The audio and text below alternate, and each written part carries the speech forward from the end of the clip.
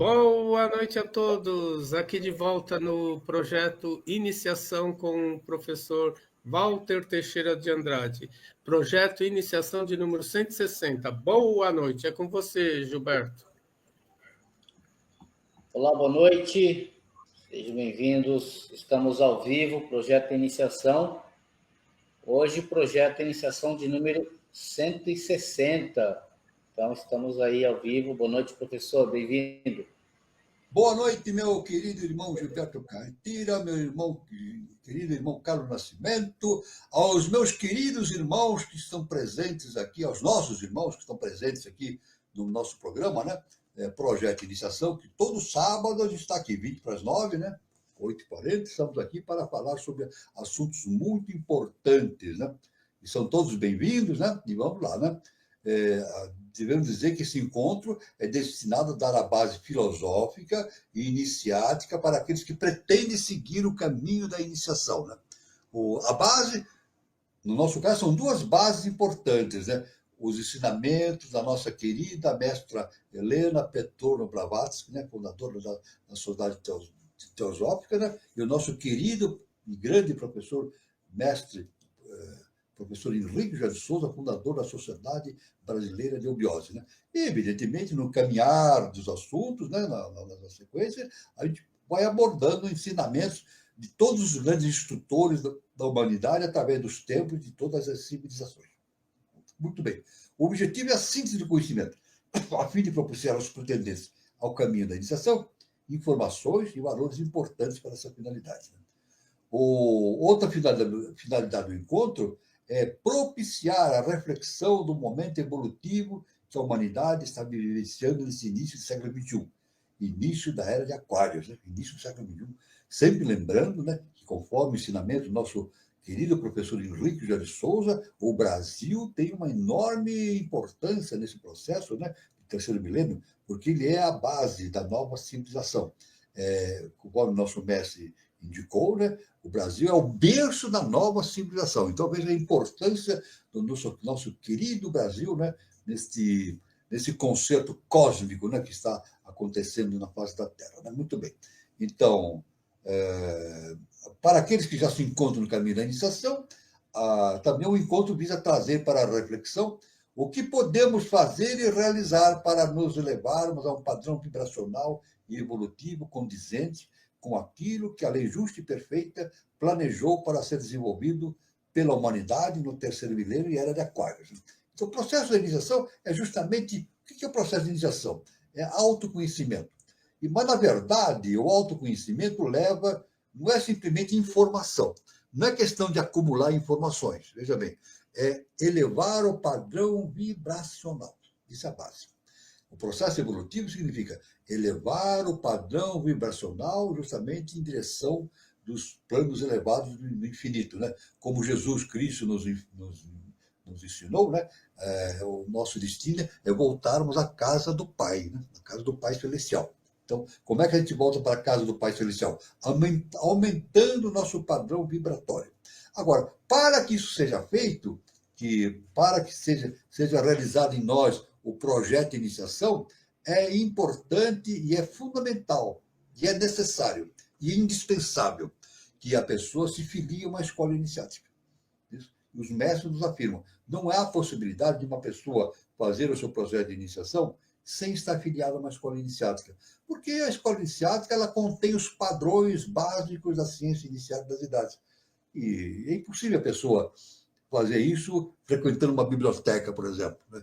A biblioteca ela vai ter informações, mas não tem aquelas bases fundamentais de convívio, né? E da ritualística para a realização da transformação interna pelo padrão da ciência inicial das idades. Então, a pessoa pode escolher a escola iniciática que ela quiser, né? Não tem várias ou muitas escolas iniciáticas, a pessoa pode escolher, né? Eu não vou citar uma lista aqui, mas tem muitas aqui no Brasil. Mas nós, de nossa parte, como nós estamos vinculados nós temos a nossa vinculação espiritual com a eubiose, nós indicamos aqui, né, que as pessoas venham fazer, convidamos que as pessoas venham fazer aqui o curso, o projeto de iniciação na Sociedade Brasileira de Eubiose. Como é que a pessoa pode fazer isso? De que jeito? É simples. entra em busca da internet e põe lá Sociedade Brasileira de Eubiose. Vai aparecer o site da eubiose. Aparecer no site da eubiose, então a pessoa pode ir lá no site localizar os departamentos que existem no Brasil. Né? Ela pode localizar, então, olha, no site da eubiose ela vai ter a oportunidade de ter onde existem departamentos, em que cidades existem, o telefone, endereço, o e-mail e assim por diante. A pessoa entra em contato e faz a sua inscrição para começar o seu curso na Sociedade Brasileira de Biologia. Estamos em maio, né? Então, eu acredito que na maioria dos departamentos não está se aceitando mais o curso inicial na biologia é o curso peregrino, e geralmente começa em janeiro, na segunda semana de janeiro já começa o grau peregrino, né? Então, a essa altura, eu acho que já está um pouco difícil da pessoa começar o grau iniciático, a não ser que o departamento tenha decidido isso, né? Aceitar novos alunos, etc. Muito bem. Mas isso não indica que a pessoa vai perder a oportunidade. Ela pode fazer a sua iniciação a partir do ano que vem. É isso? E ela pode frequentar. Na internet existe um site chamado Darana, né? E ali tem as revistas da Arana, a pessoa pode estudar as revistas da Arana, que tem artigos importantíssimos a respeito da evolução cósmica de muitos, do nosso mestre, professor Henrique de Souza. É um caminho também do início desse estudo, né? Esperando janeiro do ano que vem para começar o grau peregrino, que é o primeiro grau inicial na eubiose. O primeiro grau é o peregrino. Depois existem mais 4 graus sequenciais, totalizando 5. Quando a pessoa termina os 5 graus, então, terminando os 5 graus, ela pode, então, tornar-se membro efetivo da Sociedade Brasileira de Eubiose. O que acontece? Ela, tornando-se membro efetivo, ela pode participar de todas as reuniões internas e externas, palestras internas e externas, e principalmente frequentar as ritualísticas, né? Que é fundamental, a parte ritualística é fundamental na iniciação. Aí tem um monte faz parte do projeto de iniciação. E mais do que nunca, o mais importante de tudo, ela tem a possibilidade de ler as cartas revelação do nosso mestre, professor Henrique de Souza. Todo o departamento tem lá, na sua biblioteca, as cartas revelação do nosso mestre, professor Henrique de Souza. Qual é a extensão desse material? São milhares e milhares de páginas.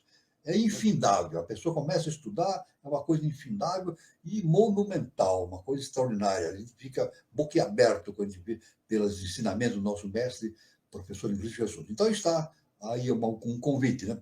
Uma outra também informação que nós damos é essencial e é muito importante que a pessoa faça o grau de forma presencial. Isso num departamento da sua cidade ou próximo à sua cidade. É muito importante que seja a forma presencial. Agora, se não for possível fazer da forma presencial, existe uma outra oportunidade, é justamente o EAD, ensino à distância. Então, a pessoa recebe as aulas através da internet. Aí está.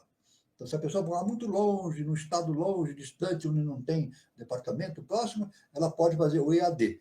Mas, mesmo assim, ela tem que entrar em contato com um dos departamentos para fazer a sua inscrição e efetuar o seu registro direitinho, né, na escola e receber pela internet as aulas. Depois, com o tempo, ela vai passando de graus e, inevitavelmente, ela vai entrar também para o grau, a série interna, tornar-se membro efetivo da Sociedade Brasileira de Eubiose.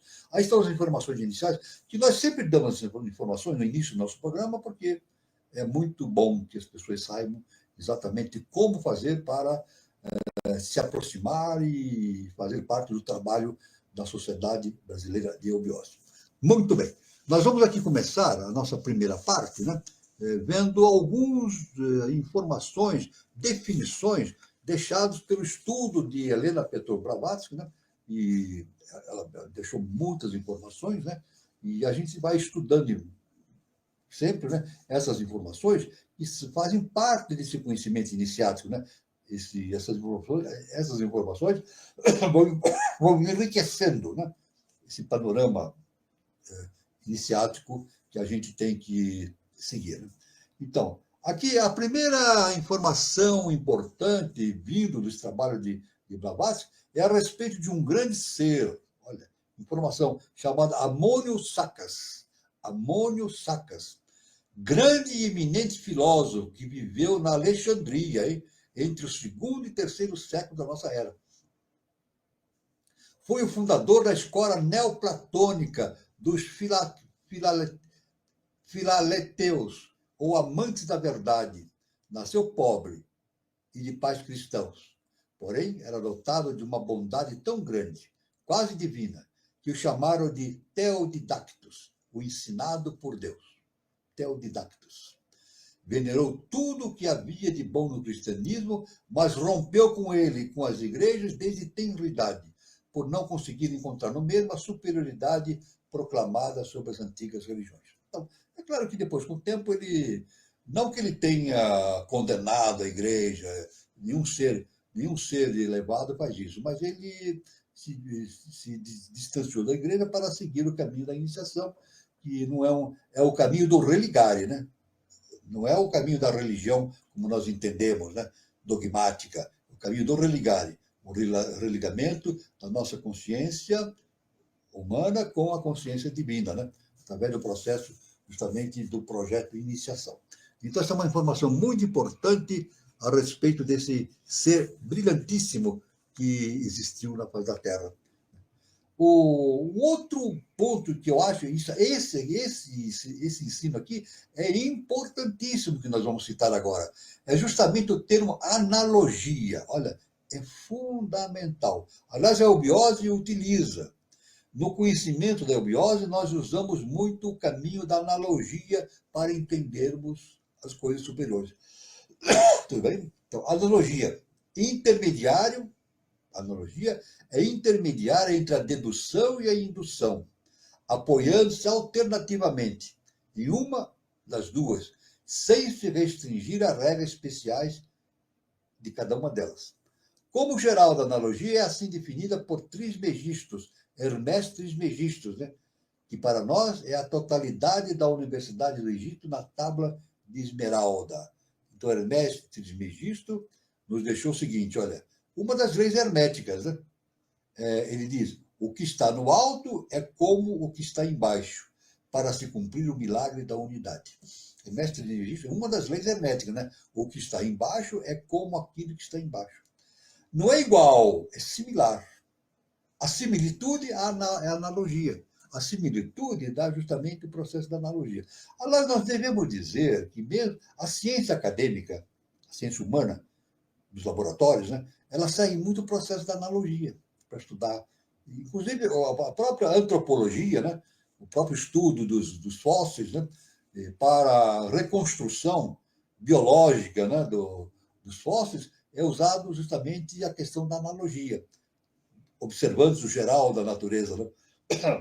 A gente pode ver que nem o ser humano, né? Quando a gente encontra um fóssil humano, a gente deve entender, muita gente pode imaginar que encontra o esqueleto inteiro. Não é assim, não é assim. Encontra frações do esqueleto humano, frações, né? Partes do crânio, partes dos maxilares, das pernas, né? Porque aí nem tudo tem que passar pelo processo de mineralização, de fossilização, e a fossilização, por vezes, geralmente não acontece de maneira plena, completa no esqueleto. Então, agora, é claro que a ciência usa o processo de analogia para reconstruir justamente todo o esqueleto através desse processo, porque existe uma analogia profunda entre os seres humanos, os animais, etc, etc. Você pode ver uma analogia incrível, incrível entre os seres humanos.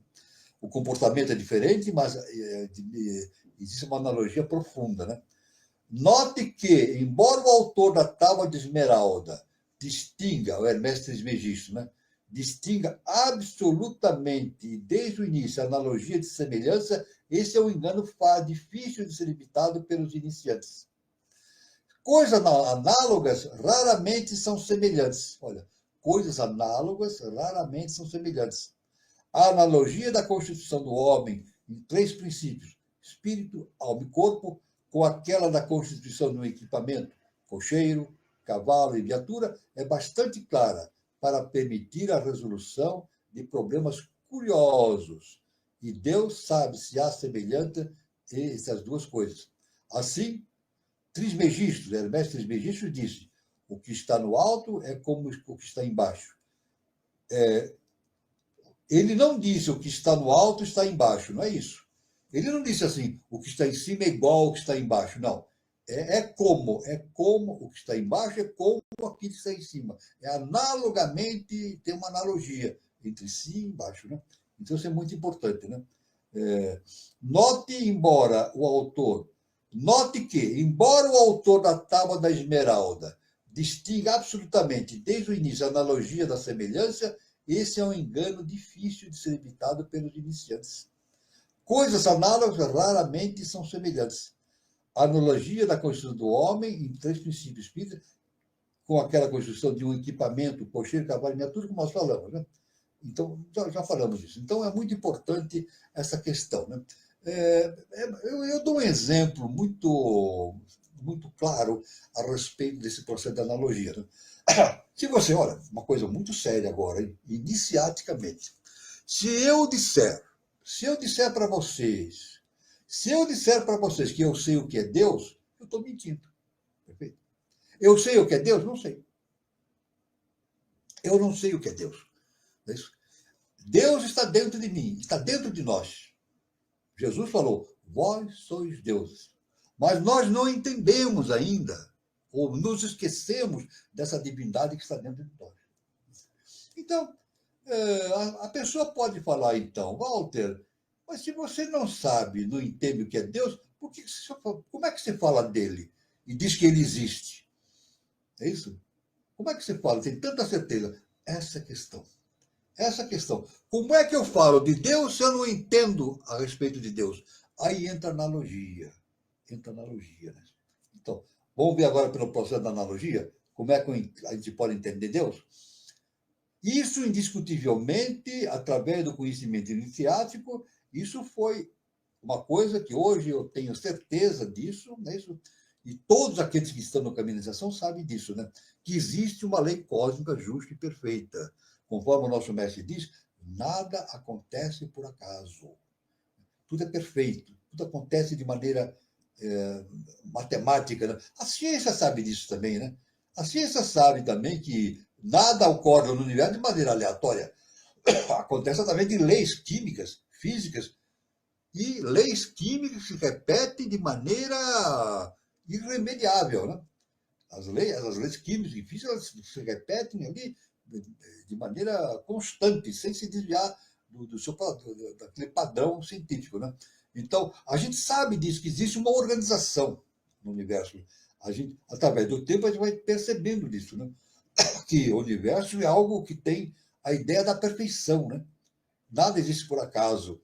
Agora, aí sim que eu começo a entender, eu posso dizer que eu posso dar um passo para entender Deus.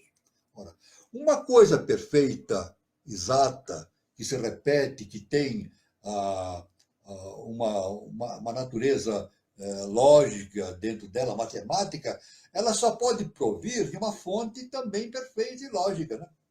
Não é verdade? Eu não posso imaginar que uma coisa perfeita venha de algo imperfeito. Na verdade, essa é a analogia. Na verdade, se existe essa perfeição que nós vemos na natureza, né? Existe essa perfeição de tudo que existe na natureza de forma orgânica, de forma equilibrada, né? Provém de uma fonte também equilibrada, é Deus. Então, eu não posso falar para vocês o que é Deus, porque eu não sei o que é Deus.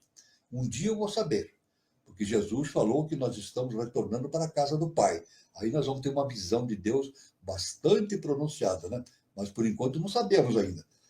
Saberemos através do autoconhecimento. Mas nós sabemos de antemão que tudo aquilo que existe no nosso universo manifestado tem aquele aspecto da perfeição, de tudo funcionando perfeitamente, e isso não pode vir de uma causa que não seja perfeita.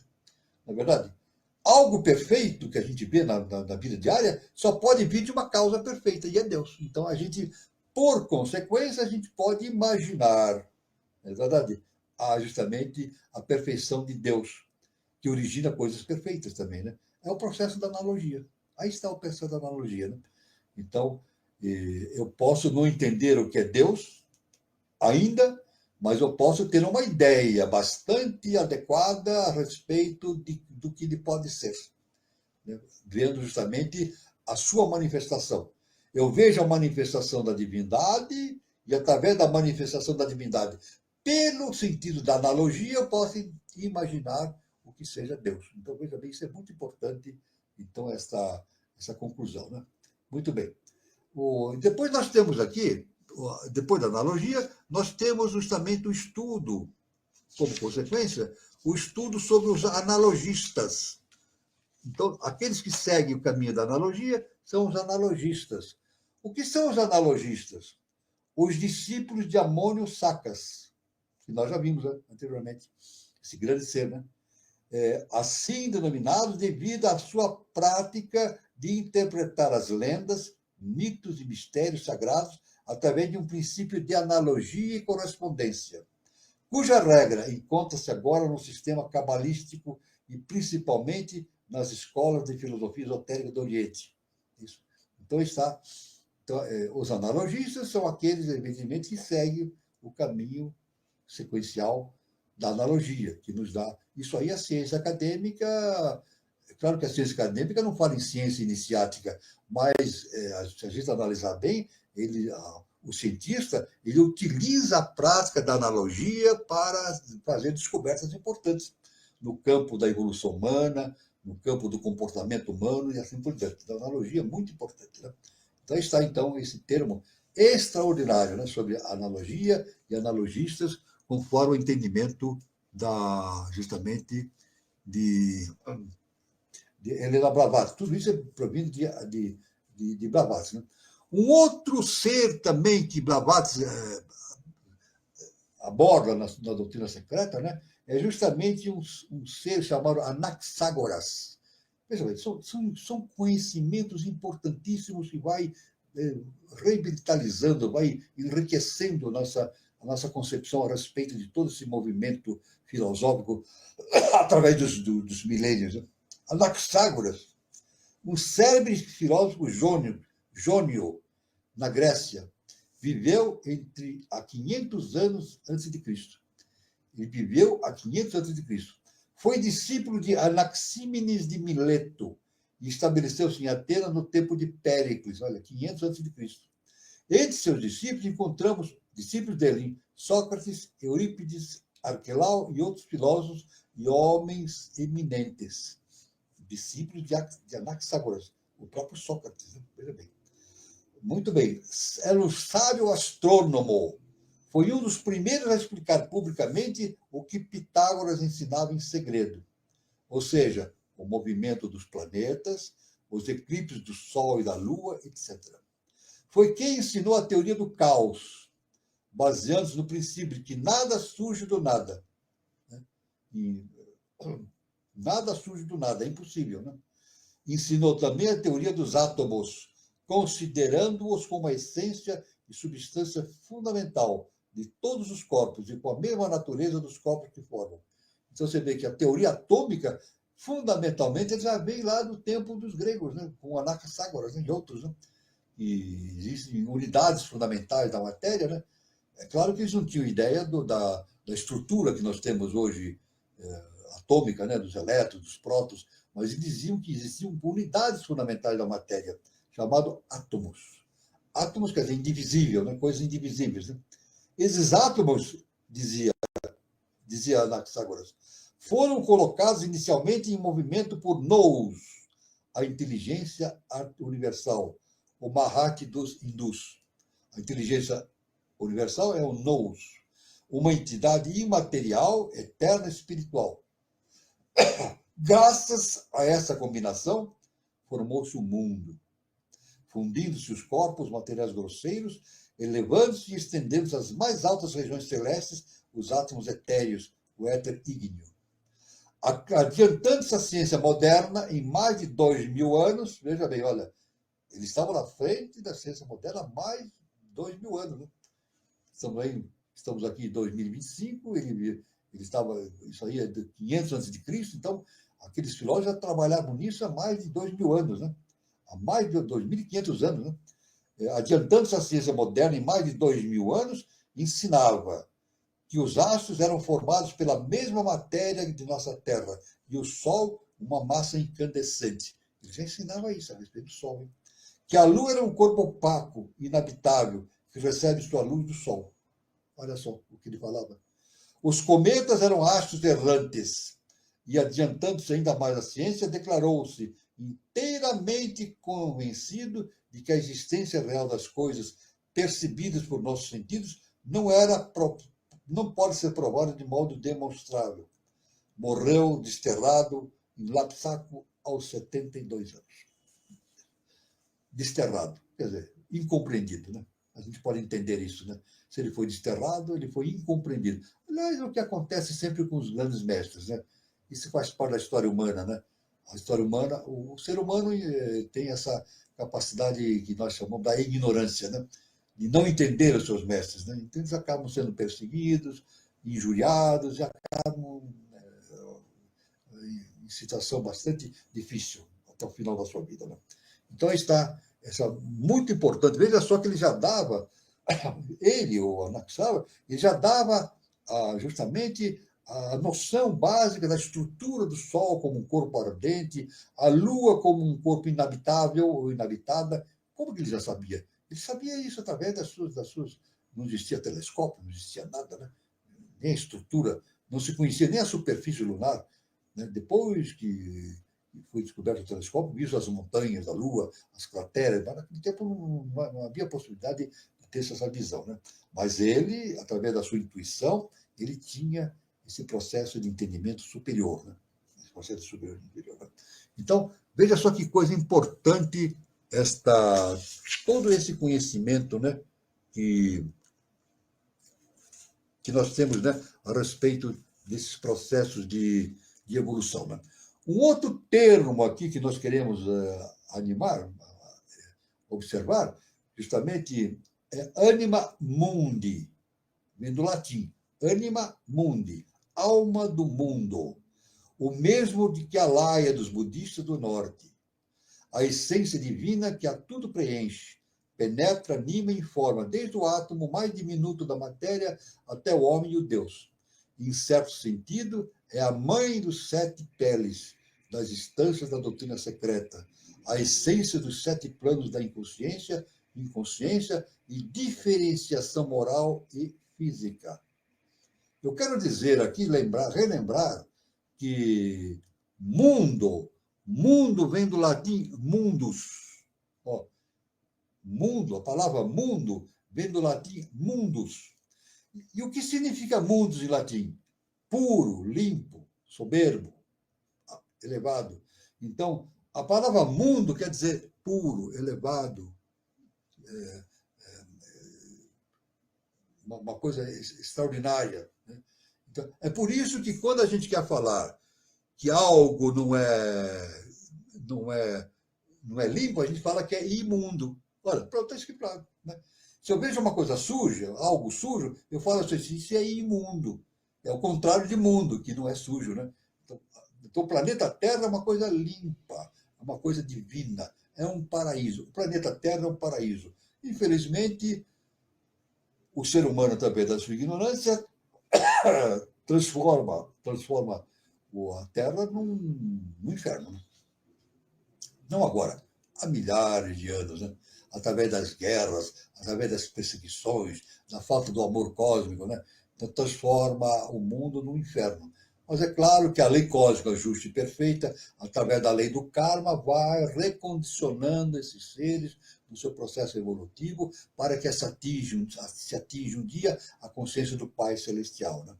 Então, em certo sentido, é a mãe dos 7 peles das instâncias da doutrina secreta, a essência dos 7 planos da inconsciência, consciência e diferenciação moral e física. Em seu aspecto mais elevado, é o nirvana, e no inferior a luz astral.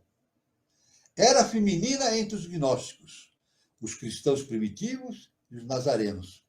Bissexual nas demais seitas, que a consideravam apenas um dos seus 4 planos inferiores.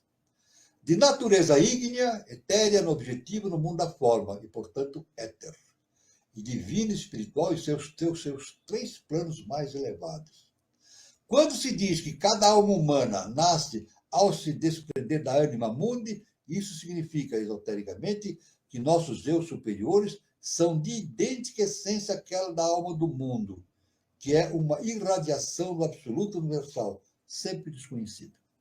Anima mundi é justamente esse aspecto, né, cósmico que nos circunda, né, e nós somos projeções disso, né, porque a anima mundi é a projeção do eterno, né, do Pai Celestial, assim como nós somos também. E nós vivemos, evidentemente, neste...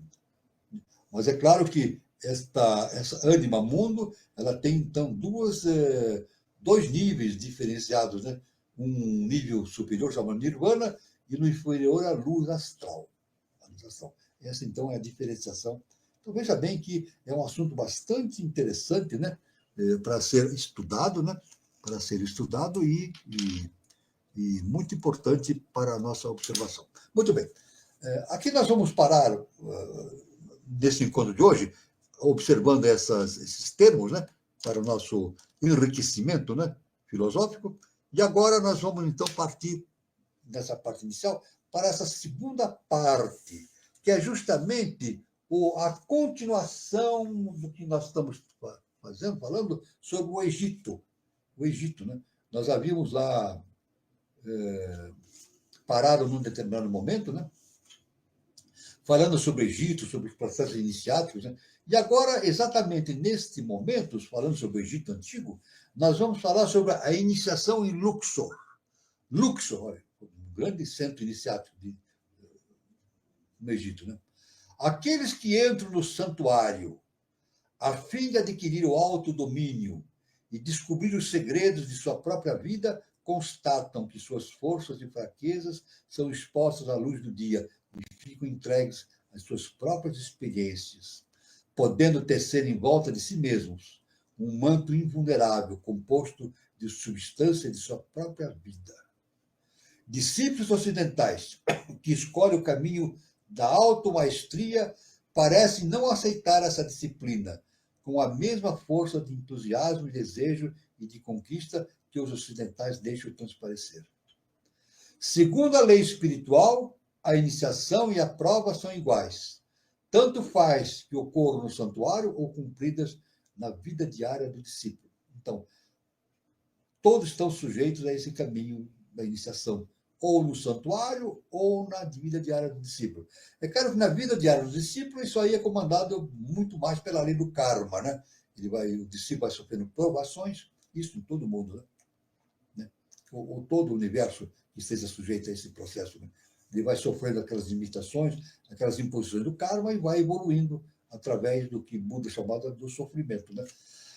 Através do sofrimento. Mas ele pode fazer isso no santuário. Por isso nós falamos de iniciação em Luxor, um grande centro iniciado no Egito. Ele pode fazer essa iniciação no santuário. É por isso que é importante que a pessoa se filie a uma escola iniciática, porque ela vai fazer a sua iniciação dentro de um santuário, seguindo justamente as normas básicas da ciência iniciática, né? Isso é muito importante.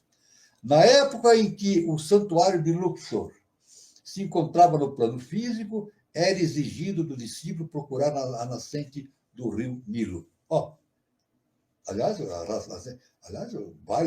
muitos pesquisadores aí no século XIX procuraram com muita insistência as nascentes do rio Nilo. E encontraram, né? O rio Nilo, ele nasce de um filetezinho de água, né? Em determinado ponto. Né? Todo o rio é assim. Ele nasce de um filete de água, depois vai recebendo afluentes, vai se incorporando, e nasce o rio Nilo enorme. O Amazonas também é assim, né? Nasce de filetes d'água nas montanhas e vai crescendo, recebendo afluentes e desembocam no oceano, né? E nós também, né? Veja, posso dar analogia. Né? da analogia. Veja, nós nascemos também de um fiozinho de consciência, essa consciência vai aumentando, aumentando, e num determinado momento desembocamos no oceano. Oceano o quê? Oceano cósmico. Veja bem o processo da analogia, né? Desembocamos no oceano cósmico. Caminhamos para isso, né? Em direção do oceano cósmico, né? Muito bem. Na época em que o santuário de Luxor se encontrava no plano físico, era exigido do discípulo, já falamos, né? Procurar na nascente do rio Nilo. Agindo conforme a sua própria interpretação, alguns executavam a incumbência ao pé da letra, indo o rio acima e atravessando os pântanos à sua procura. Outros mergulhavam profundamente em seus próprios corações. Olha só que interessante, né?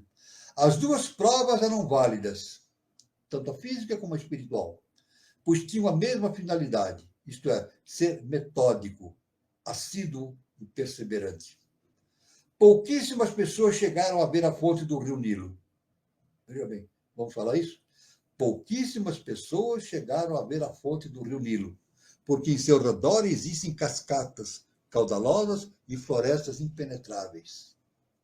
No entanto, os que realizaram essa tarefa surpreendente foram, no final da jornada, bem recompensados.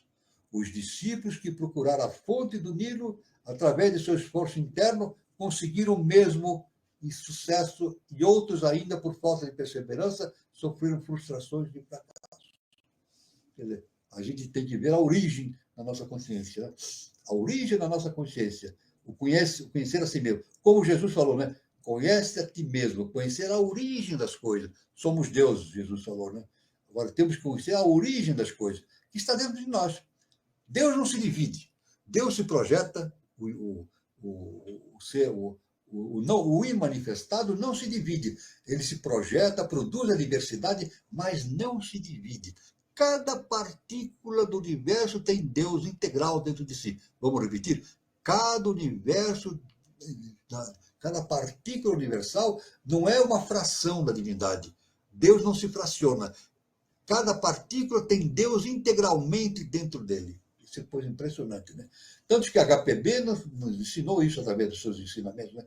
Que tudo no universo tem consciência. Tudo no universo tem consciência.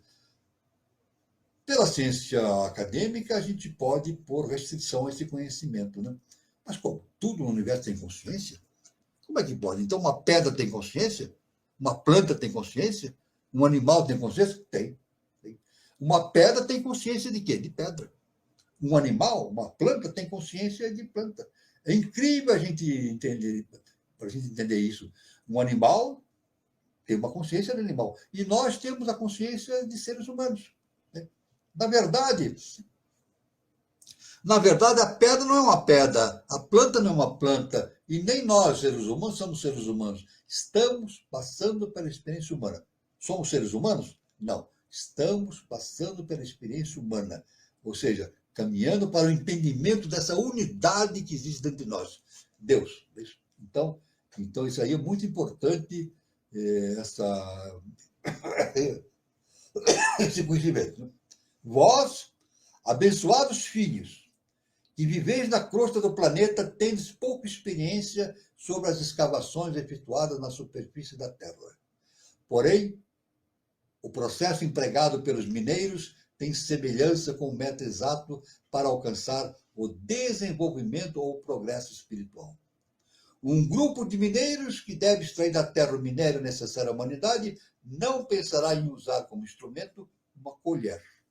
Ele vai usar instrumentos adequados para ver. Não vai usar uma colher, não vai chegar em lugar nenhum. Tem que usar, evidentemente, os instrumentos necessários para chegar à fonte, à raiz desses minérios para a utilização para o bem da humanidade. Né? Primeiramente, o mineiro tentará provocar uma abertura usando explosivo de alto poder ou perfuradora à pressão hidráulica. Quando o caminho do lado externo da montanha for aberto, serão colocadas escoras, vigas de madeira ou de ferro como proteção aos trabalhadores, que assim poderão atravessar essas galerias antecipadamente preparadas e executar seu trabalho. É assim que os mineiros fazem para extrair. Né? Eles adentram a terra, fazem aquelas perfurações com escoras, né? De ferro, de madeira, aí os trabalhadores vão e voltam fazendo esse trajeto para retirar das entranhas da terra os minérios que são importantes para o trabalho humano. Né? Perdoai, agora o mestre fala assim, perdoai minha fraqueza, isso é a palavra do mestre, né? Perdoai minha fraqueza quando digo que os discípulos que sobrevivem no percurso da senda espiritual ou querem fazer progresso sem uso das chamas cósmicas, que foram preparadas visando essa finalidade, ou seja, abrir o caminho e proteger durante a peregrinação, podem ser comparados aos mineiros, se esses tentassem trabalhar na mina de quartzo com uma colher de chá. Então, não tem possibilidade, tem que usar a instrumentação adequada. Então, se os mineiros têm que usar a instrumentação necessária para chegar às profundezas da Terra, também aqueles que fazem a iniciação têm que usar a instrumentação necessária para atingir o conhecimento fundamental, que é a origem da nossa vida. Né? A substância existente em volta do planeta Terra é, se bem que invisível, tão pesada e firme como são as pedras e os rochedos nas proximidades das montanhas.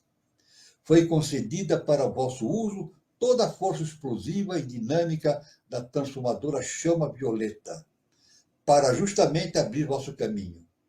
O mineiro precisa de perfuradora para abrir novas galerias. E quando essas já estão livres, ela muda de lugar. Quando encontra outra parede rochosa, tem de usar novamente a máquina. Então, a mineração é assim. Esse é um processo muito interessante. Né?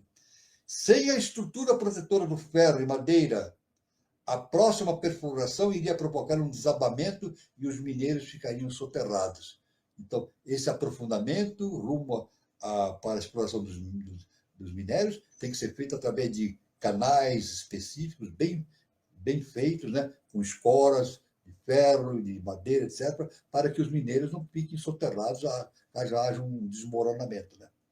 Mas assim como a lei terrena exige que eles sejam protegidos por essas vigas de ferro e madeira, da mesma forma, a lei cósmica vos provê com o manto da luz eletrônica.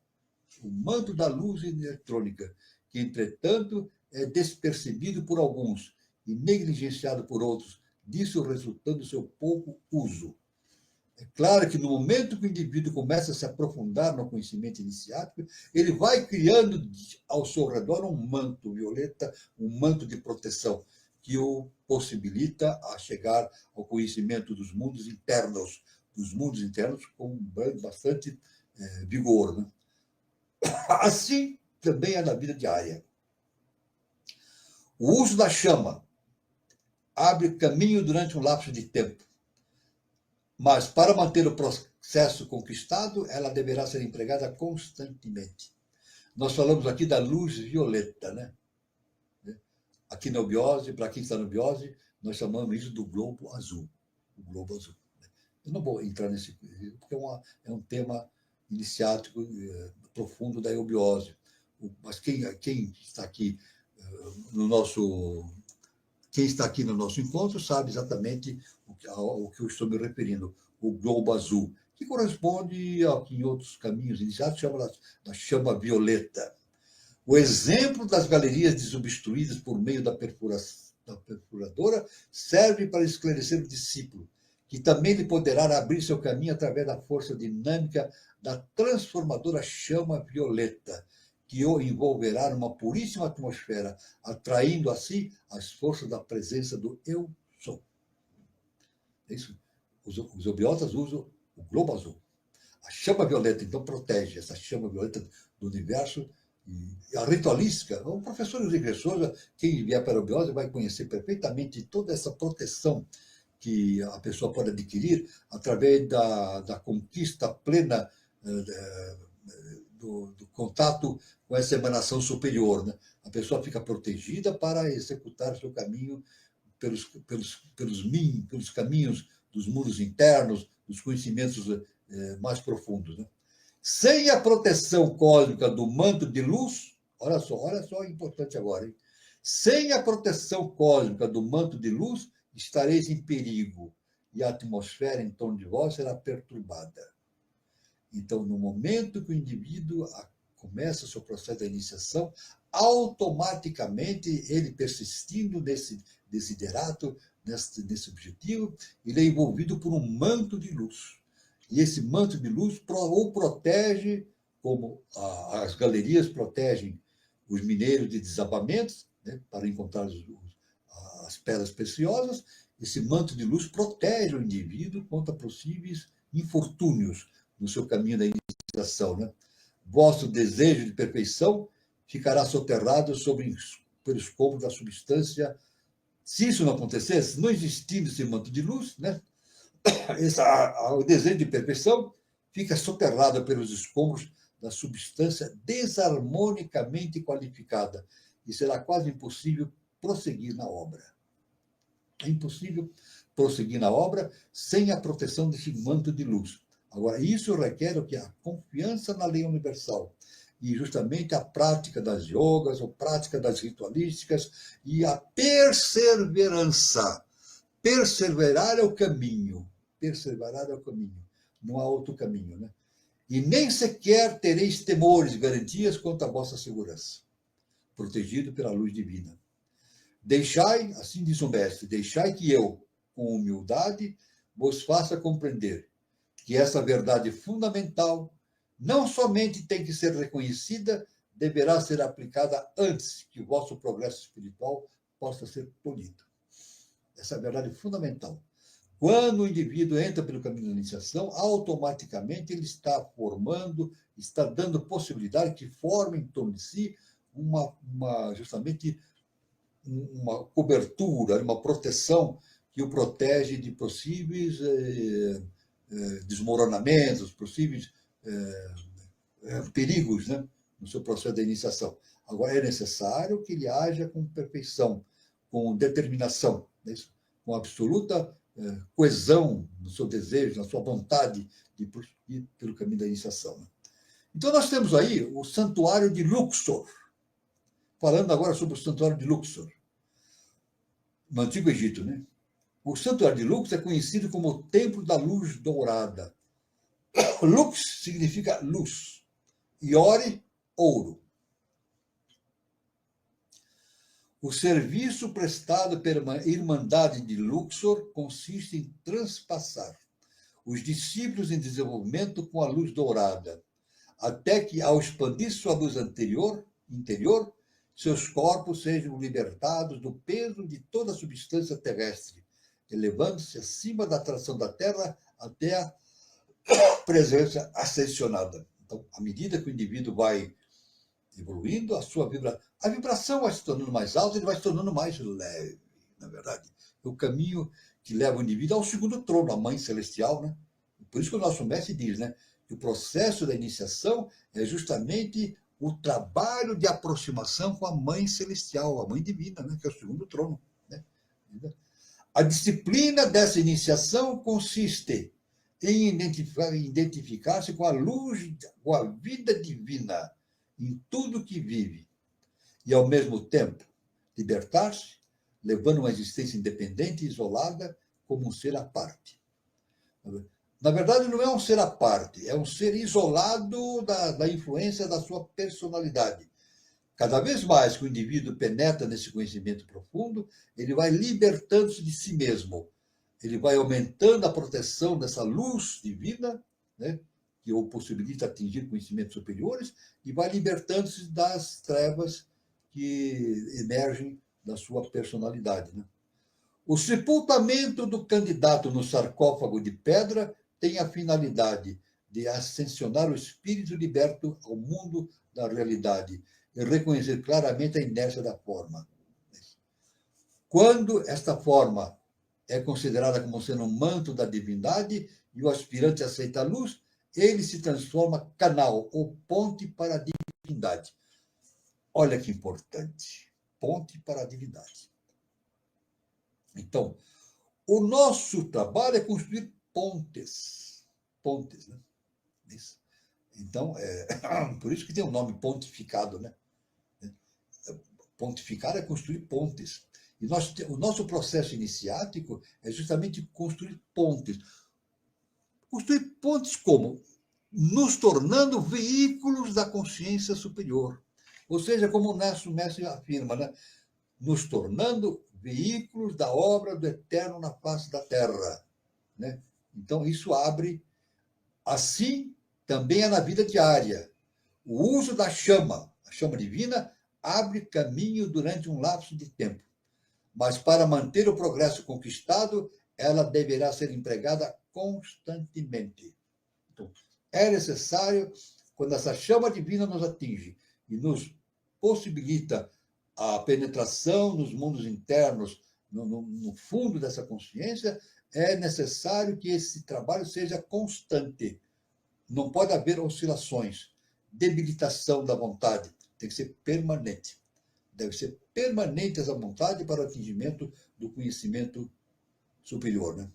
O exemplo das galerias desobstruídas por meio da perfuradora, falando dos mineiros, né? Serve para esclarecer o discípulo que também ele poderá abrir seu caminho através da força dinâmica da transformadora chama violeta, que o envolverá numa puríssima atmosfera, atraindo para si as forças do eu sou. Então, isso aqui é muito importante, né? Isso é muito importante. Né? Muito bem. O verdadeiro envoltório físico ou aparência da forma somente tem valor para aqueles que reconhecem a inércia da forma separada de Deus. Isto parecerá uma afirmação absurda. No entanto, com algumas reflexões, ireis reconhecer mais profundamente seu significado e valor. Isso aqui é muito importante, né? Então, isso aí... Agora tem, então, a questão do estudo, o estudo de Luxor e outros santuários. Vamos entrar nesse caminho. Luxor e outros santuários. Os santuários existentes no mundo dos mestres ascensionados estabelecem determinada... Desculpe a tosse. Né? Os santuários existentes no mundo dos mestres ascensionados estabelecem determinadas indicações de símbolos espirituais. E todas as nações sobre as quais se localizam, assim como para o próprio planeta. Esses focos de luz atraem gigantescas torrentes espirituais de força dos 4 elementos, a fim de ativar a purificação, o equilíbrio e a iluminação da humanidade no âmbito da Terra. Esses focos de luz não somente servem para o estudo do candidato e o progresso da sua iniciação, foram erguidos também para proteger a irradiação das forças espirituais e salvaguardar o planeta e seus habitantes de sua própria exalação nefasta, causadora de misérias e desarmonia. Então, à medida que os discípulos vão evoluindo, construindo essa estrutura de luz em torno de si, eles estão ajudando, os discípulos estão ajudando também o progresso da humanidade. Na verdade, porque a humanidade, através da sua inconsciência, né, da sua ignorância, ela vai produzindo efeitos devastadores na sua própria existência, gerando um karma terrível para cada um. Né? Cada um desses focos de luz foi erguido conforme a orientação divina, com a finalidade de realizar o plano de Deus em todos os povos de boa vontade dos continentes da Terra. Assim, os santuários, templos, escolas e lares tornaram-se, respectivamente, centros de forças espirituais, que, de modo semelhante ao fermento na massa do pão, hão de elevar, enfim, todas as consciências humanas. Então, na medida em que as consciências humanas vão, poucos ainda, né, se unindo em torno dessa luz universal, elas vão ajudando a construir o caminho da evolução da humanidade. Né? Por isso que nós dizemos, né, quando um ser humano avança na sua evolução, todo o seu planeta avança também junto. Né? Isso, porque o processo evolutivo é universal, é coletivo. Nós fazemos o nosso processo de autoconhecimento, mas geramos, por esse trabalho, um processo coletivo universal. Porque tudo é unidade, é a questão da unidade. Né? Aliás, como se diz, na internet a gente fala assim sempre, né? Somos todos um. Basicamente, somos todos um. Como mudança com medidas de segurança contra certos perigos, esses focos de luz receberam cuidadosa preparação. Assim, poderosas emanações de vida foram escolhidas para atrair as realizações espirituais e zelar por elas. Sábio é o discípulo que deseja ser instruído por todos os antigos focos de luz dos mestres ascensionados de nosso planeta. até que esses focos lhes sejam tão familiares como são as cidades de algumas nações. Então, bem-aventurados aqueles que atingem esse conhecimento, justamente essa natureza, essa vontade de aproximar-se cada vez mais desses focos de luz dos mestres ascensionados e procurar essa intimidade com esses focos de luz. Isso é muito importante para todo aquele que deseja a sua ascensão espiritual através dos caminhos evolutivos, né? Então, isso é muito importante, esse conhecimento. Mencionaremos alguns focos de luz localizados nesse planeta. Alguns focos de luz. O santuário próximo do lago Titicaca, na América do Sul. O poderoso Royal Teton, Wyoming. A Caverna dos Símbolos. As cidades de São João, sobre o deserto do Arizona. Os grandes santuários do México e os poderosos focos de luz no Monte Shasta, na Califórnia. Devemos dizer que também esses focos de luz aqui no Brasil e no todo o planeta mostram através dos mundos subterrâneos, né? Através dos mundos internos. Isso é muito importante. Isso é um conhecimento fundamental do professor Henrique de Souza. Tudo o que acontece na evolução da humanidade tem uma base fundamental nos mundos internos. É dos mundos internos que vêm justamente os arquétipos, as ideias fundamentais para a produção da realização espiritual da humanidade. Isso. É claro que esses mundos internos estão separados, estão espalhados pela Terra inteira, mas existem alguns focos predominantes. Aqui no Brasil, conforme o nosso mestre indica, existem três focos principais nesses mundos internos, que é justamente São Lourenço, isso, outra em Salvador, né, e outra no norte, né, no norte do Brasil, né. No Pacífico existem o Santuário de Surya e Suva, o Templo da Misericórdia sobre Pequim, China, na Índia, alguns focos de luz em Moria, de Kutum nas montanhas de Caxemir, o lar dos Mahashohan em Ceilão, e os lares de Shananda, Shahara e outros muitos. Na Arábia temos majestosos e poderosos santuários de Jesus e Mãe Maria, no Egito. O santuário de Luxor e Alexandria, os focos de luz sobre a ilha Grã-Bretanha e o santuário do poderoso Hércules sobre a Suíça. Então, esses focos de luz estão espalhados pelo mundo inteiro, né? E na França existem muitos focos de luz que pertencem às bem amadas mestras Leto, Nada, Rowena, além de outros criados pelas legiões dos ascensionados. Na Austrália, situa-se o foco de luz do mestre David Lloyd, e na África do Sul encontra-se um ramo dos irmãos da Esperança, no Cabo da Boa Esperança. Existem ainda muitos outros que podiam apontar, mas para exercitar a vossa mente, poderei dirigir a atenção para o foco de luz do arcanjo Ezequiel sobre a ilha, no Caribe, ou o foco de luz de Saint-Germain, que se acha no Monte Fuji, Fujiyama e muitos outros, né? Esses santuários existem realmente e prestam um grande serviço aos povos da Terra. Se concentrares vossa atenção em um desses focos e insistirdes em sintonizar com ele, seremos vossos padrinhos e mostraremos qual é a potência da energia contida no raio, no retorno, e afluirá sobre nós. Esses raios que fluem para nós. Então, veja bem que grandiosa estrutura tem esse processo evolutivo na face da Terra. A gente sabe que na Atlântida, isso o nosso mestre nos deixou isso nas suas revelações, na Atlântida, de forma bastante explícita, ele diz que Deus vivia na face da Terra com os homens. O que significa? Os deuses, os enviados dos deuses viviam na face da Terra. Mas com a queda atlântica, houve a introspecção desses deuses para os mundos internos. Então, hoje nós temos a face da Terra e os mundos internos. Não é verdade? Então, mas agora, como dissemos, caminhamos para o terceiro milênio. Estamos caminhando no terceiro milênio para uma nova civilização, do qual o Brasil é o berço da nova civilização.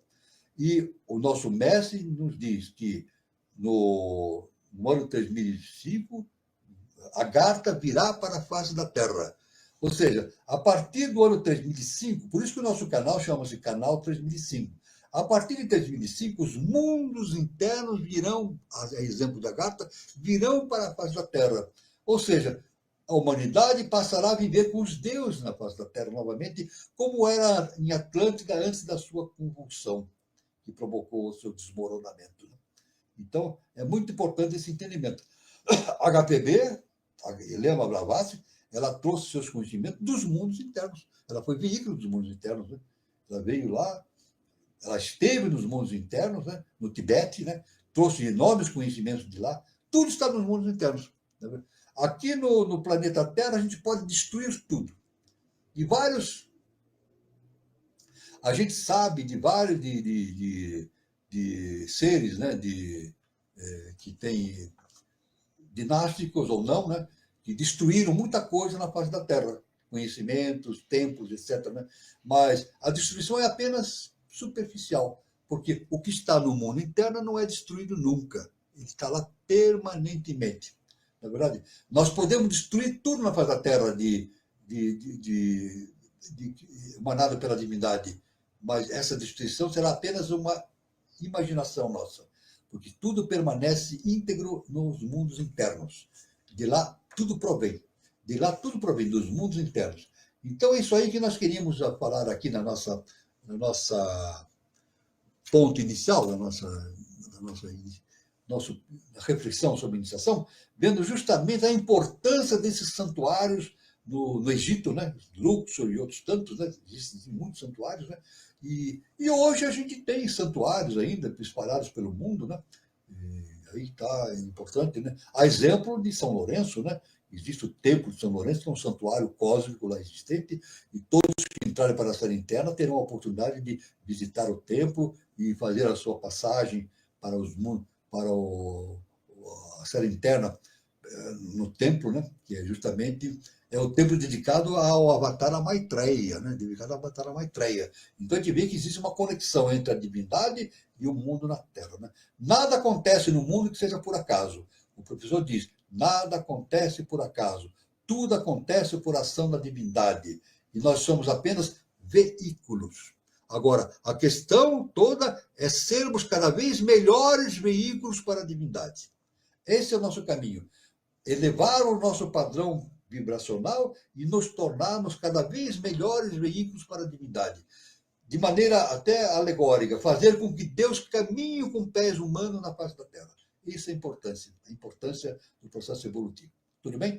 Encerramos aqui a primeira parte do nosso... Temos aí muita coisa para falar ainda sobre o Egito, né? Sobre os santuários, né? Mas nós passamos agora a palavra para o nosso irmão Carlos Nascimento, né? E convidamos a todos os irmãos presentes para trocarmos ideias, né? Podem fazer perguntas, podem fazer observações, darem suas observações. E eu até brinco, pode até discordar, pode até discordar. Né? Isso é fundamental. É fundamental no processo inicial, que a pessoa pode até discordar. O nosso mestre deixou evidenciado esse conhecimento. Cada um deve tirar as suas próprias conclusões a respeito de tudo esse conhecimento. Tirar as suas próprias conclusões. Muito bem? Meu irmão Carlos Nascimento, aí está, então, com a sua palavra.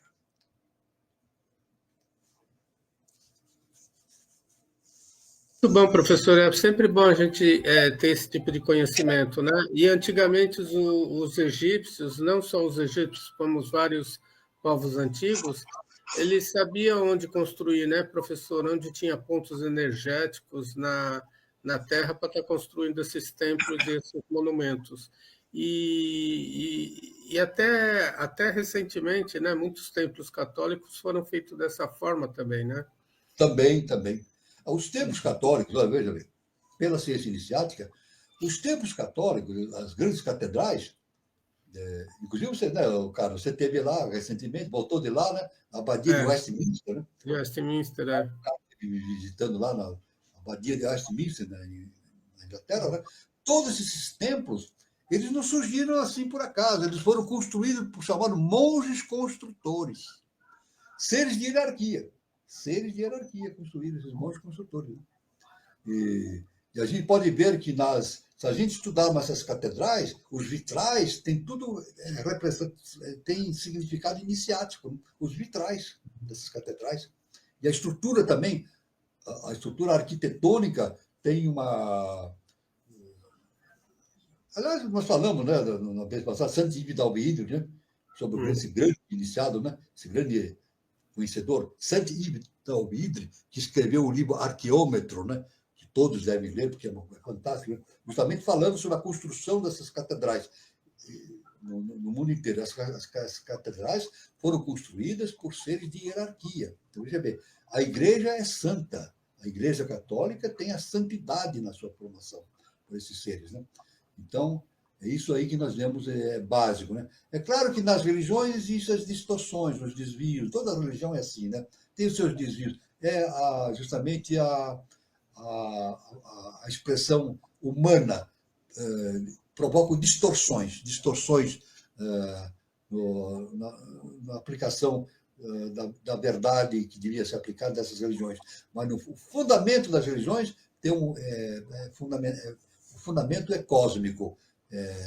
Isso é muito importante a gente entender, né? Muito bom. Gilberto, você tem alguma colocação para fazer? Oi, Carlos. Recadinho rápido aqui para o pessoal que está acompanhando. Não esqueça de deixar o like aqui no vídeo da transmissão. Isso ajuda, né, aqui no desempenho, na divulgação do nosso canal, do nosso conteúdo. Se for a primeira vez passando por aqui, assistindo agora aqui ao vivo ou o vídeo gravado no site, na plataforma, né, no YouTube, se inscreva no canal. Isso também nos ajuda a divulgar, né, aqui o conteúdo. E se você tiver aí um amigo, uma pessoa, alguém que goste desse tipo de assunto, desse tipo de conteúdo, compartilhe esse vídeo, manda o link para a pessoa.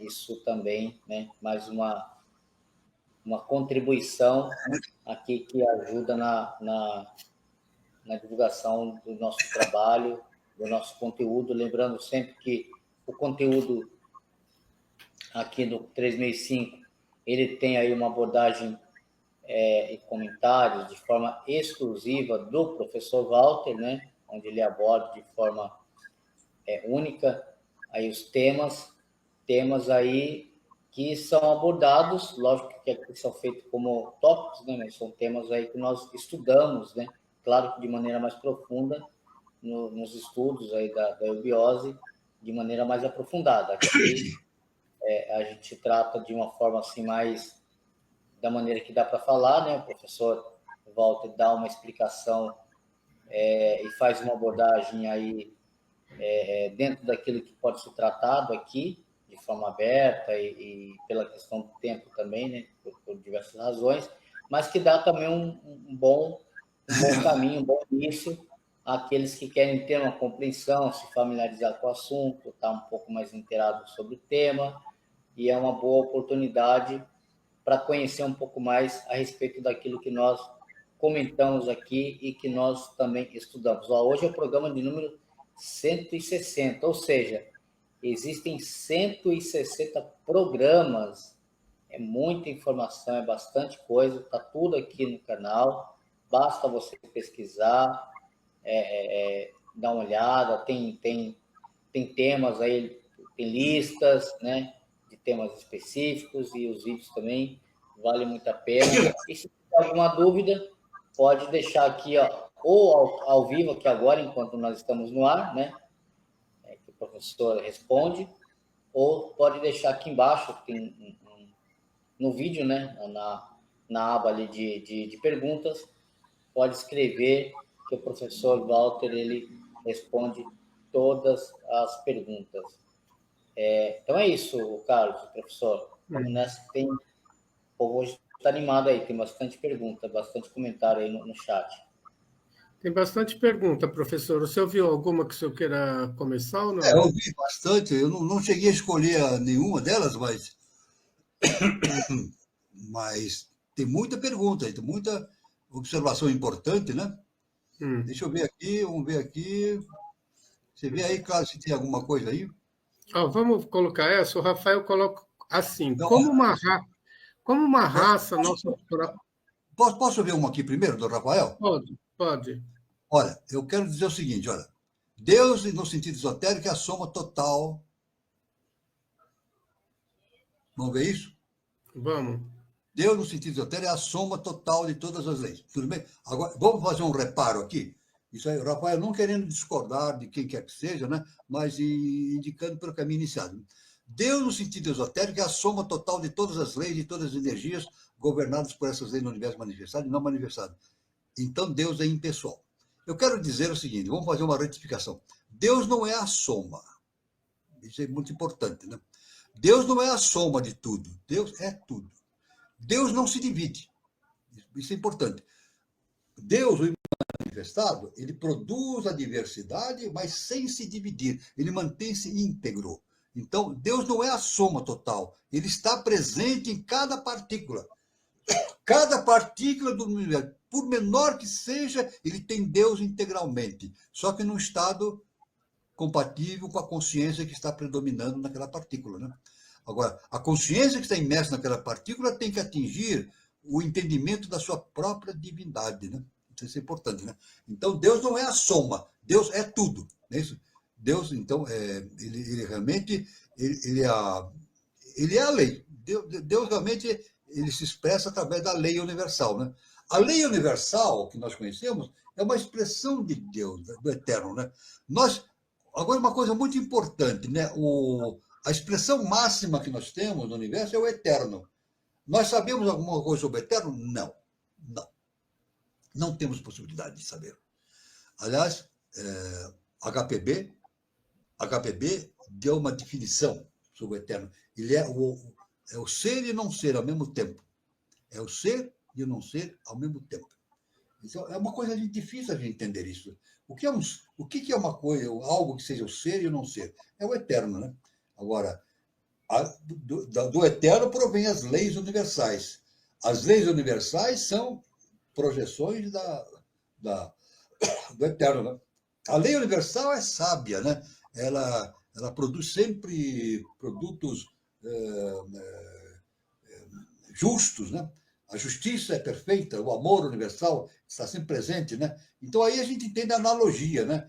Aquilo que está projetado na lei universal por analogia corresponde ao que está lá em cima, que é Deus, né?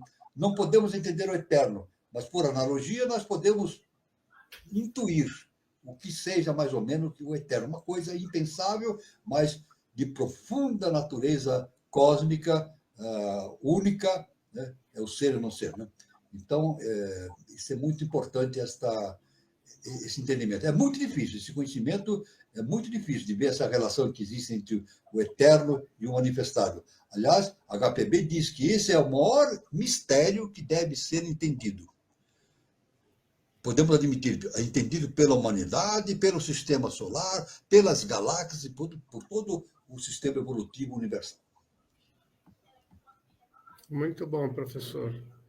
Aí ele dá uma continuidade, né, sobre... Pode voltar aqui. Isso. Pode continuar com o Rafael. Se você quiser mais coisas, tudo bem. São muitas observações. Ele fez muitas observações. Aí eu pulo para cá. Como uma raça, nosso propósito é de espiritualizar a matéria. Nós somos espírito na matéria, em encarnação neste nível relativamente baixo, embora do ponto de vista do mineral, do vegetal. Ele continua também, viu, professor? Ele continua. E do animal é um nível relativamente alto. Do ponto de vista do espírito, o ser humano com o corpo físico, astral e emocional não é uma expressão muito clara da divindade. E eu acho que ele continua. O processo evolucional, portanto, é aquele pelo qual nós espiritualizamos a matéria de nossos propósitos, corpos e, assim, a própria matéria. É por isso que nós estamos aqui, para espiritualizar a matéria. Olha, eu digo o seguinte, nosso querido professor Henrique de Souza, ele diz o seguinte, não existe diferença essencial entre matéria e espírito. Ele diz o seguinte, não existe matéria sem espírito, nem espírito sem matéria. Aí está. É verdade? Então, normalmente a religião, ela sataniza a matéria. Vamos falar de uma maneira religiosa, né? A religião, normalmente, qualquer tipo de religião, diz que a matéria, na verdade, é o diabo, o demônio, né? E o espírito é Deus. Não é verdade. A matéria é Deus também. Tudo é Deus, tudo é Deus, né? A matéria é uma manifestação. O nosso professor José Souza, ele deixou ensinado, um pouco antes dele partir desse mundo para os mundos superiores, ele falou assim: quem entender a polaridade entende tudo. Então, matéria e espírito é a polaridade. Na verdade, é uma coisa só. Que no plano do objetivo a gente distingue por essas duas possibilidades, matéria e espírito. Né? Aliás, no século XX, nós tivemos Albert Einstein, não é isso? Ele deu um passo enorme nesse sentido, justamente falando que energia e matéria são equivalentes. Teoria da relatividade, né? Energia pode ser transformada. A matéria pode ser transformada em energia e energia pode ser transformada em matéria. Eu já li, eu não sou físico, eu não posso falar com profundidade a esse respeito, somente um físico pode falar sobre isso. Eu li um livro de um físico dizendo que nos laboratórios, né, nesses grandes laboratórios, né, que existem laboratórios que têm canais de dezenas de quilômetros, né, projetando partículas, a gente sabe disso na Europa, né? São dezenas de quilômetros, né? Com projeções de partículas, realizando experimentos, etc. Então, ele diz que nesses laboratórios já se conseguiu transformar energia em matéria. Energia em matéria. Isso é matematicamente, ele disse assim, matematicamente provado a experiência científica de que é possível transformar a energia em matéria. Isso, um físico declarou isso através desses experimentos científicos. Somente um físico pode entender pela sua profundeza. Né? Agora, é interessante que essa é a polaridade. Né? A polaridade nos diz que espírito, não existe espírito sem matéria, nem matéria sem espírito. É uma única coisa, Deus, não é verdade? Agora, é claro que no processo de descida da vida e energia para o mundo material, a consciência vai sofrendo uma obstrução do seu entendimento. E nessa obstrução do entendimento, ela vai individualizando as coisas de maneira linear, de tal maneira que a gente vê passado, presente e futuro. E não tem outro jeito. Né? Nós somos obrigados, pela nossa consciência, em enquadrar tudo dentro do passado, presente e futuro. Mas na escola iniciática, Buda falava disso, né? Não existe passado, presente e futuro, é tudo o aqui e agora. E a física quântica fala hoje. A física quântica está afirmando o tempo e o espaço é zero. Tempo e espaço são zero. E a ciência inicial já falava isso desde 700 a.C., Buda já falava isso, né? O aqui e agora. Então, a questão toda é entender essa relação entre matéria e espírito, que é justamente algo providencial. É algo que faz parte do processo evolutivo do universo, que nós não conseguimos entender também a razão disso tudo. Nós não temos ideia do que seja isso. Nós podemos entender de maneira análoga o que se passa, mas não podemos entender na profundeza, porque é algo que escapa do nosso conhecimento. Né? Mas o caminho da iniciação, com certeza, pelos caminhos superiores, nos possibilitará o entendimento e, como Jesus nos disse, é a volta à casa do Pai. Não é verdade? Voltando à casa do Pai, nós nos tornamos idênticos ao Pai, né? Retornamos à casa do Pai e poderemos entender justamente a natureza intrínseca das coisas. É isso que eu posso falar. O assunto é difícil, não é fácil. Muito bom, professor. Eu tinha uma colocação aqui do Elias. Poderia falar mais sobre as analogias? Olha, a analogia é algo fundamental, não somente na ciência iniciática, como na ciência também. Né? A ciência, como nós falamos, né? A ciência utiliza muita analogia para o estudo, para o desenvolvimento da antropologia, né? Dos fósseis, eu já disse isso. Né? A analogia é fundamental para o entendimento das coisas de uma maneira clara. A reconstrução das coisas, né? A reconstrução das coisas, né? Por isso que eu falei, né? Um esqueleto, ele não fica inteiro, ele é descoberto por partes, né? Então, a ciência descobre um pedaço de crânio, um pedaço de maxilar, um dedo, uma perna, uma tíbia, mas através da analogia, justamente com os outros animais, é possível reconstruir analogamente um esqueleto inteiro. Não é verdade? Isso é muito importante. A analogia é fundamental para a ciência acadêmica e é enormemente fundamental na ciência iniciática, porque é baseado no princípio hermético, né? O que está em cima é como aquilo que está embaixo, e aquilo que está embaixo é como aquilo que está em cima. Então, existe uma similitude. Não é igual, mas há uma relativa correspondência entre aquilo que está em cima e aquilo que está embaixo. Então, por analogia, nós podemos entender o processo universal, e a analogia, devo dizer, quem vier para a biose vai saber que o processo da analogia é um dos processos de entendimento utilizado na observação dos processos universais. Através da analogia que a gente consegue entender muita coisa no universo, né? Então, é o que eu posso falar. O assunto é muito extenso, né? Mas é o que eu posso falar de maneira bastante sintética, de maneira bastante resumida e sintética, né? Muito bom. Tem uma pessoa querendo saber sobre as inscrições para a série Peregrino EAD. Devem ser feitas apenas no início do ano ou podem ser feitas agora, por exemplo, em junho? Você sabe, Gilberto? Hã? Olha, eu digo dizer, eu não tenho informação sobre departamento por departamento. Essa informação não tem. Somente a gente, investigando departamento por departamento, pode saber se pode começar o EAD depois de junho. Eu não tenho essa informação. Na verdade, eu acredito que... Não sei informar. Somente aí eu precisaria tomar informações e ver. Eu acho melhor entrar no site da Eubiose e consultar... Entrar no site da Eubiose. Você sabe, Carlos? Você sabe que geralmente tem as turmas já que tem então, assim, geralmente no meio do ano não existe, né? Mas eventualmente pode ter alguma... No meu ponto de vista, o EAD deve seguir o mesmo sistema da aula presencial. Né? Da aula presencial, Porque, veja, o EAD não é um processo individual, é um processo coletivo. Né?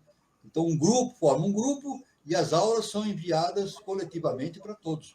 Então, não é possível fazer... Veja bem, olha, vamos raciocinar. Não é possível fazer um processo individual para cada pessoa, não é possível. Tem que ter um sentido grupal. Né? Então, eu acho que o EAD, veja bem, no meu ponto de vista, o EAD deve observar o início em janeiro também. Né? O EAD em janeiro, talvez no máximo março, por aí, né? Para não haver uma discrepância, né? de situações entre os discípulos. Né? Então, eu acho que é isso. Mas, agora, compete a cada um aí investigar. O nosso irmão, vocês sabem, vocês, os dois irmãos, sabem alguma coisa a respeito? Não. Eu acho que não deve existir. Eu acho que o IAP, do meu ponto de vista, tem que ser começado também no início do ano. Tem que fazer contato e verificar qual a próxima turma. A próxima turma, exatamente.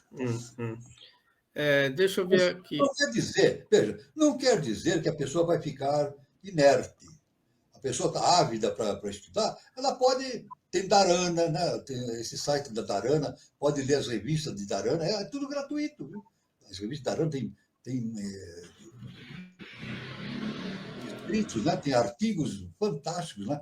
Pode assistir também as palestras, como nós temos as nossas palestras, e outras palestras também, né? Produzidas pela Eubiose, né? Palestras públicas, né? Pode, e assim por diante. Né? Tem as palestras também produzidas pelos departamentos, né? A pessoa pode entrar em contato com os departamentos e ver qual é o programa de palestras que ela tem durante o ano, para não perder esse tempo até janeiro, né? Já vai se adiantando, né? Vai estudando e tal. E ver os programas do Conexão 3005, são 160, até janeiro dá tempo. Então. Beleza. Eu acredito que o EAD deve observar também uma sequência de início em janeiro e até final. Eu acho que deve ser assim. Tá. Eu vou passar os recados, depois, se tiver alguma pergunta, eu volto, tá? Eu vou pesquisar aqui. Eu quero falar sobre a nossa próxima roda de conversa aqui na terça-feira. terça-feira, dia 3 de junho agora, no mesmo horário, às 20h40, a gente vai ter a roda de conversa com o tema Franz Anton Mesmer, biografia. Franz Anton Mesmer. A biografia dele será dada pela palestrante Emília Ramos.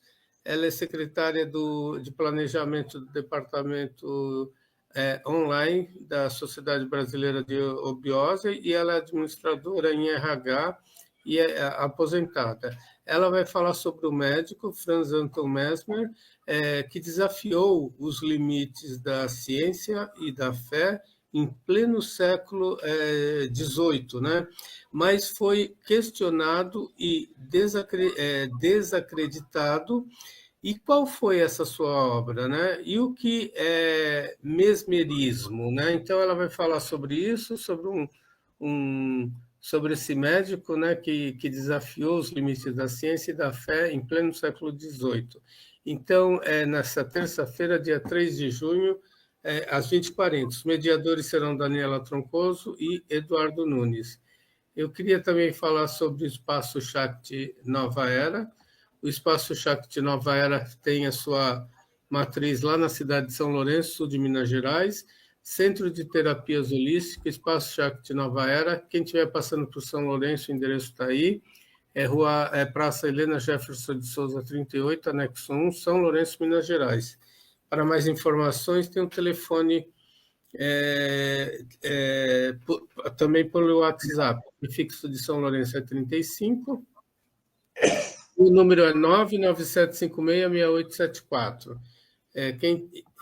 Sabemos que tem filial no Departamento da Eubiose de Brasília e 2 endereços em São Paulo, Departamento da Eubiose de Santana e do Sumaré. Bom, professor, é isso. Tem alguma pergunta? Olha, eu quero fazer apenas um comentário. O Rafael fez muitas observações, não é possível abordar tudo, mas eu vou falar de maneira sintética o que ele está falando, né? A ciência segue um caminho específico, né? A gente fala de matéria e espírito, né? É a mesma coisa, né? A ciência já descobriu hoje, né? Quem já leu, muitos já leram isso aí, né? A experiência da dupla fenda em física, né?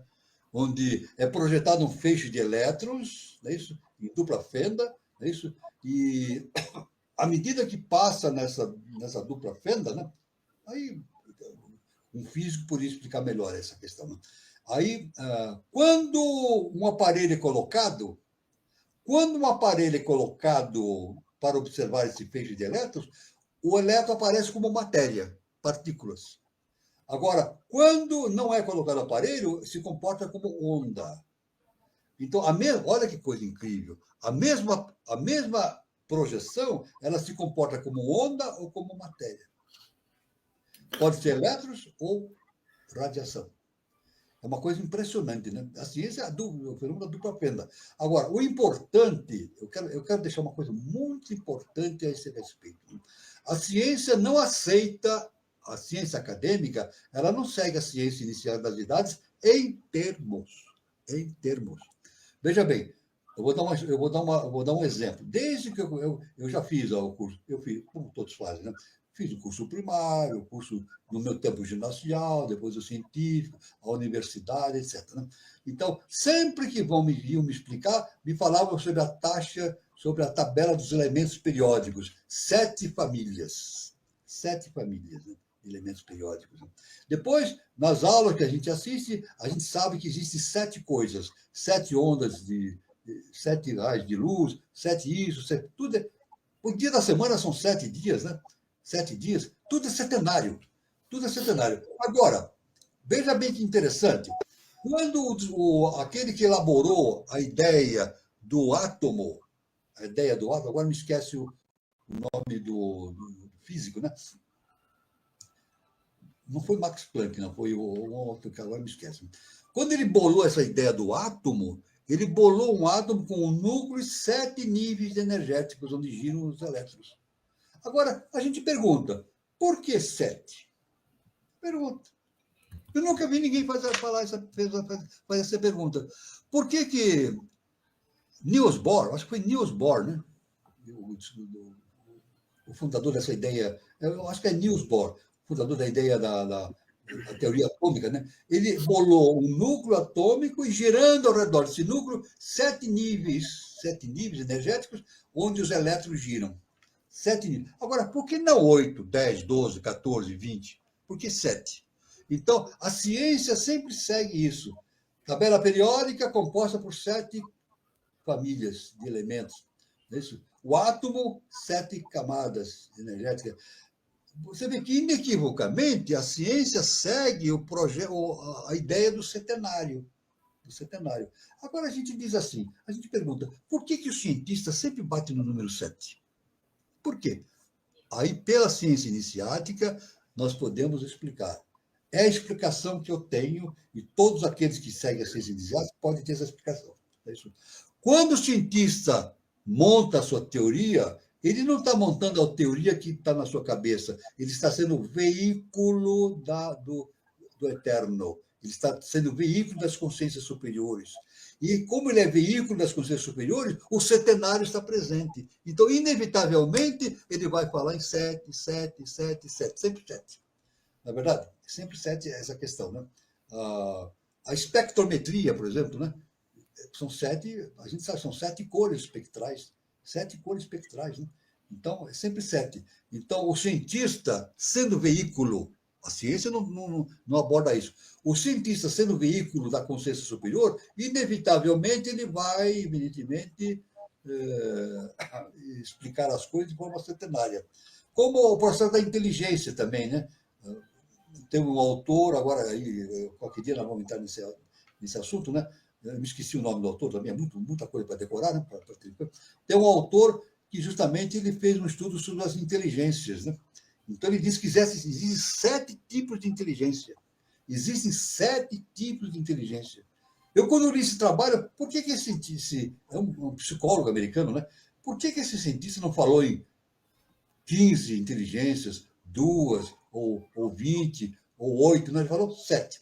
Porque ele está sendo veículo do projeto universal, e como veículo do projeto universal, ele não pode escapar do sistema setenário. Não é verdade? Então, é muito importante, né? Então, na verdade, o ser humano não faz as coisas por ele mesmo. Ele faz de acordo com a projeção arquetipal que lhe passa pela consciência. O ser humano, os cientistas, eles servem de veículos para essa consciência arquetipal que se projeta no mundo da matéria. Por isso que Einstein fez a teoria atômica, né? Ele elaborou a teoria. Não foi ele, foi o Einstein que fez, não. Ele foi veículo. Isaac Newton, ele era um grande gênio, né? Ele era um gênio porque era o Isaac Newton? Não, ele era um veículo da consciência superior e estabeleceu as bases da física de terceira dimensão a partir do século XVIII, né? Então, isso é muito importante esse entendimento, essa ligação que existe entre o arquétipo e a sua projeção no mundo físico denso, através da inteligência e da consciência humana, estabelecendo as bases da física, da química, e etc., da psicologia e assim por diante. Muito bom, professor. A gente estourou um pouquinho a hora. O pessoal já está agradecendo, aqui a Margarida Martins agradecendo. Obrigado por prestigiar a gente, Margarida. E eu quero desejar a todos um bom final de sábado, mas antes agradecer a participação de todos, a presença do professor, e desejar a todos um bom final de sábado, um bom domingo e até terça-feira, até a nossa roda de conversa e até o nosso próximo encontro. Boa noite. Só quero dizer, a última observação, quero dizer, Diga. Jesus, o Cristo, ele usava muito o processo da analogia. Né? É verdade. Então ele dizia assim: se vós tiverdes o potencial da divindade, direis para esse monte, passe para lá, e o monte passa. O processo da analogia, né? Quer dizer, a magia, né? Ele torna um mago. Mago é uma coisa extraordinária. Então Jesus usava esse processo da analogia nas suas parábolas. Basicamente, o processo da analogia. Tudo bem? Muito bem. Pode encerrar, Carlos. Parabéns, professor. Boa noite. É com você, Gilberto. Isso aí, boa noite a todos. Bom finalzinho do sábado para todo mundo. Um bom domingo. E nos encontramos aqui no próximo programa. Um bom fim de semana para todo mundo. Boa noite, professor. Boa noite, meu irmão Gilberto Catira, meu irmão Carlos Nascimento. Boa noite a todos os irmãos que estiveram presentes aqui. Foi uma honra e uma felicidade muito grande. E estaremos reunidos aqui no próximo sábado, né? E luz, paz e amor para todos e fiquem todos com Deus. Boa noite.